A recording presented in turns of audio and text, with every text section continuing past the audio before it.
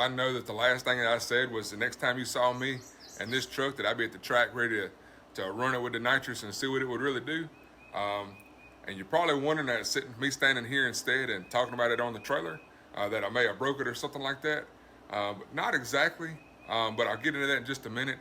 You see, that was taken about 6 weeks ago, and being the springtime down here in Mississippi, we've been in a really bad wet weather pattern, and it seems like for the past 5 weeks in a row, every week it would about Thursday there'd be a line of thunderstorms coming in. So we had 5 weeks in a row of just canceled races. So it's just been a really annoying time trying to go racing. And in the meantime, my good friend James had got his Trans Am ready to race, so he was chomping at the bit to get to the track. And I've been chomping at the bit to get this truck at the track. And matter of fact, as of Friday at noon, we stood right here in this pole barn, watching it rain here at the house and wondering if we was going to cancel yet another race weekend.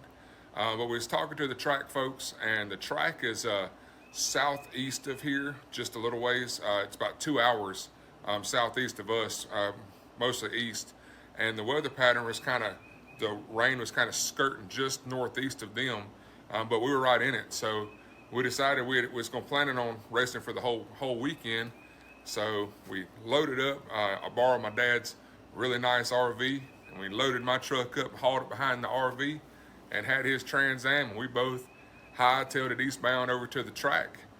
And by the time we got to the track and got the RV set up and got it all leveled out and all that fancy camping stuff, and got the truck off the trailer and his car off the trailer, that track was already hot, so we dove right into racing and started trying to test and tune our cars. It was Friday night test and tune session, and since his was the first time that he had his car at an actual track, I really wanted to try to just watch him, make sure he got his car shook down, and his car was doing really good, so he made a couple of test passes, and he was really happy about it. So lined my truck up and I made a test pass, and wasn't really we was in a hurry and stuff, and I was so worried about the rain that I didn't want to take the extra time to try to film, and that's on my fault. So, but took the truck and lined it up, naturally aspirated, just to see if the carb setting was good, how everything was going to work out, and put it on a Transbrake and made a pass,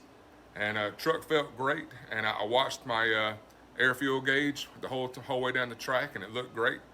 So I circled back and I got my time slip, and because the weather was, of course, warm and muggy because of the weather pattern coming through, the truck was actually just a touch off of what I thought it was. So what does people usually do when they want to run nitrous and their truck isn't running quite right? Throw a bunch of nitrous at it. So that's what we decided to do. We got the bottle hot and went out there and went to make a test pass with it. And well, I'll just show you real quick the video of the first pass with this truck on the nitrous. And yeah, it's about what you'd expect. So here's the video right here.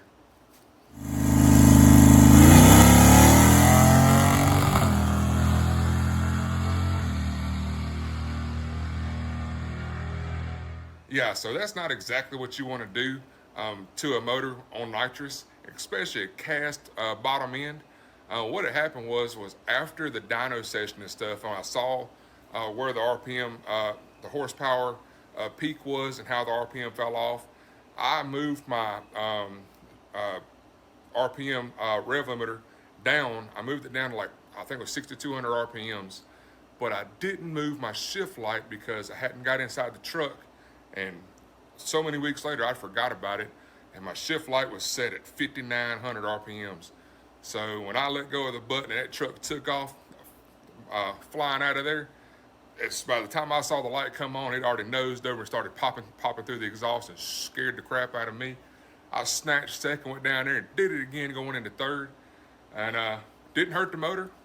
It just that was a mess of a pass. It ran a 7.4. So I was like, all right, with the motor not being hurt, hopefully I didn't mess something else up. So we checked the truck out, and I turned the RPM down, the shift light down to, I think it was 5,300 is where my peak was. So I set it about there, and let it cool off a little bit. And we enjoyed ourselves watching some other races, and come back around and made another pass. And I made a little bit of a video to show you the pass that I made on it, so I'll show it to you right now.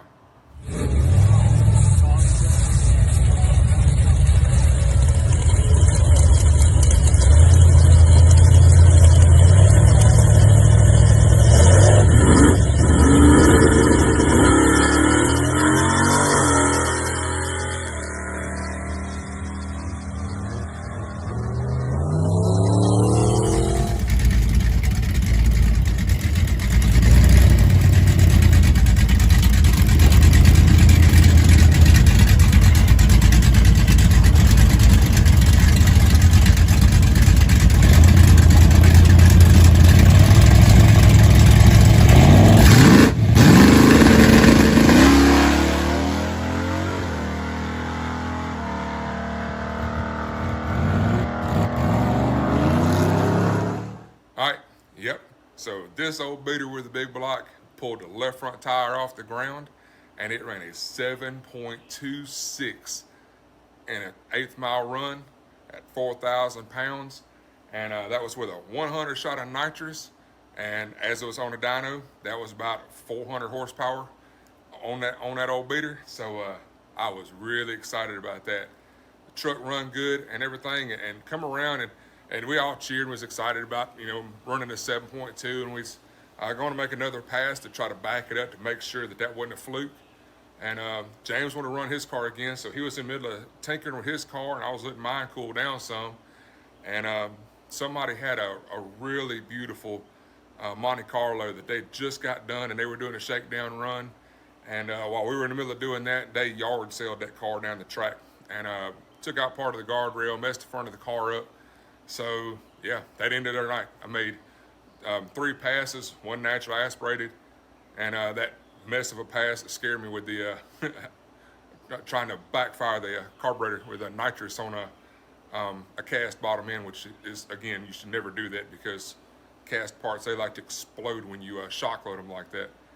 But yeah, that ended the night, and we didn't even get to do any testing and tuning for the next day or anything. And but Saturday rolls around, they got the guardrail fixed. The guy wasn't hurt. The car was just messed up, and so that was really good that he wasn't hurt. He just took the front end off the car, and so that had that car back together. That was nice. It was just in front of the front tires that messed up, but it messed the guardrail up, so it ended Friday night. But Saturday night was a foot brake race, and of course it was hot as it can be and muggy and stuff, so that truck still wasn't running very good. I was running on foot brake class, and I dialed in a 802, and in the third round I red lit by 0.009 of a second, so ended my day.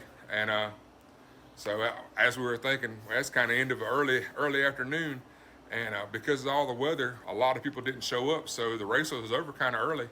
So as it was winding down, me and James had the bright idea that since he's shaking his car down and he don't have the power turned up on that car, he's within striking distance of me with nitrous on this truck.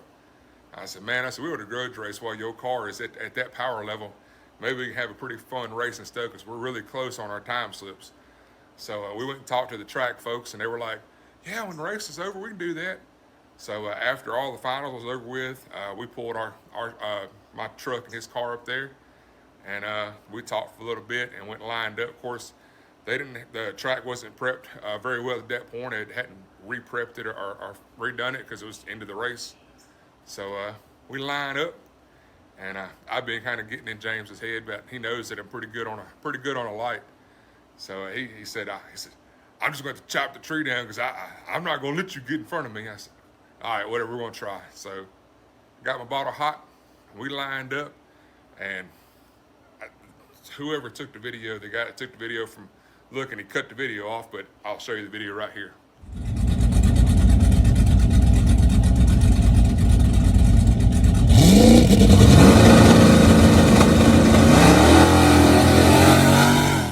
All right, yeah, so James red lit. He just was not going to let this old beater get a picture or a video with this old beater in front of that car. But of course, I blow the tires off, and I run a 7.408, and he run a 7.474, I think it was, on the time slip. So if he had waited, I'd have got him. But I get to pick on him because he's going to turn that car up, and I won't never be able to catch it with this truck. But it was fun while it lasted. So I'm super glad that he's happy with that car. And once he gets a speed, gets power turned up on it, everything, that car's gonna be great. And I am super excited about this truck. Truck did perfect. I have no breakage issues other than the front bumper tried to fall off of it at some point Saturday. So when I raced James in the Grudge race, I actually had it bungee corded onto the truck, and I didn't tell nobody. So yeah, good times. That's how you know it's a beater with a big block, because it tries to parts fall off from all the excess fun I have with it. So yeah, I'm really happy with the truck. All the upgrades I did over the winter they all worked great. And now that it's starting to get into the later spring and on into summer, it's going to be more into the racing season. So I'm going to try to make more races and get this thing tuned in and get it ready to go.